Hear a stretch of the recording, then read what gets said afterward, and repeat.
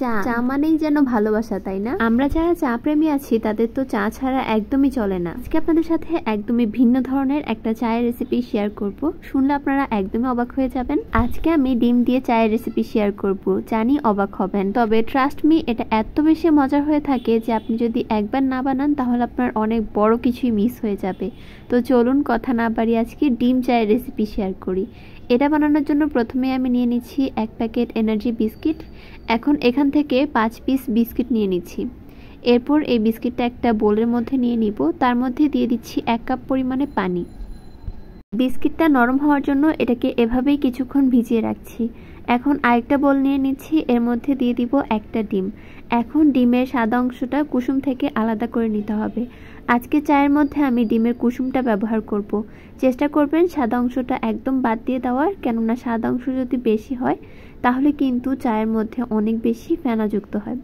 এখন আমি একটা চামচ দিয়ে এই ডিমের কুসুমটাকে খুব ভালো মতো একটু ফেটিয়ে নিচ্ছি।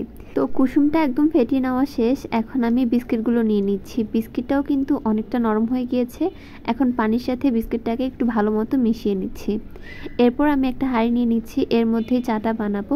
তো এখন হাঁড়ির মধ্যে আমি দিয়ে দিচ্ছি 2.5 কাপ পরিমাণে লিকুইড দুধ। আপনারা যত কাপ বানাবেন তত কাপ থেকে একটু বেশি পরিমাণে দুধ দিবেন। আমি এখানে 2 কাপ চা বানাবো, যার জন্য 2.5 কাপ পরিমাণে দুধ দিয়েছি। এখন আমরা যে বিস্কিটটা গুলিয়ে রেখেছিলাম পানি দিয়ে, সেই বিস্কিটটা ছেঁকে তারপর এই বিস্কিটের পানিটা দুধের মধ্যে দিয়ে দিতে হবে। চেষ্টা করবেন যেন কোনো রকমের বিস্কিট এর মধ্যে না পড়ে, সেটা খেয়াল রাখার। এরপর আমরা ডিমটা দিয়ে দিচ্ছি। এখানে আপনারা চাইলে যে কোনো ধরনের বিস্কিটই দিতে পারেন, তবে চকলেট বিস্কিট বাদে। চকলেট বিস্কিট দিলে কি হবে, চায়ের কালারটা কালো হয়ে যাবে। তো ডিমটা দিয়ে খুব ভালো মতো মিশিয়ে নেওয়ার পর 3-4 চামচের মতো চিনি দিয়ে দিয়েছি। এখন সব কিছুকে মিশিয়ে চুলায় বসিয়ে দিব। চুলায় বসানোর পর 3টা এলাচ দিয়ে দিয়েছি ফ্লেভারের জন্য। এখন এটা মিডিয়াম টু লো আঁচে রান্না করে নিতে হবে। কিছুক্ষণ পরে দেখবেন এটা বলক আসতে শুরু করবে। কিছুক্ষণ এটাকে এভাবে নেড়েচেড়ে জাল করে নিতে হবে। দুধটা ঘন হয়ে এলেই কিন্তু চাটা খুবই মজার হবে খেতে। তো এই পর্যায়ে আমি এর মধ্যে দিয়ে দিচ্ছি চা পাতা। আমি এখানে 1.5 টেবিল চামচের মতো চা পাতা দিয়েছি। আপনারা পছন্দ অনুযায়ী বাড়িয়ে কমিয়ে দিতে পারেন। প্রথমে 1 টেবিল চামচ দিয়ে একটু নেড়ে তারপর আবারও হাফ চা চামচ দিয়ে দিয়েছি।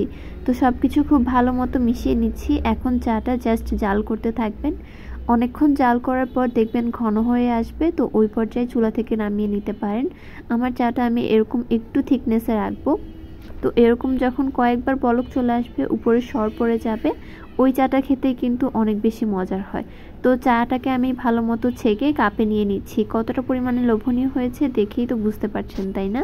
আজ থেকে অনেক বছর আগে পুরান ঢাকায় এরকম ডিম চা বিক্রি করা হতো। এটা খেতে কিন্তু আসলেই মজার হয়ে থাকে। আপনারাও চাইলে কিন্তু বাসায় এরকম মজাদার চা বানিয়ে পরিবেশন করতে পারেন। আল্লাহ হাফেজ।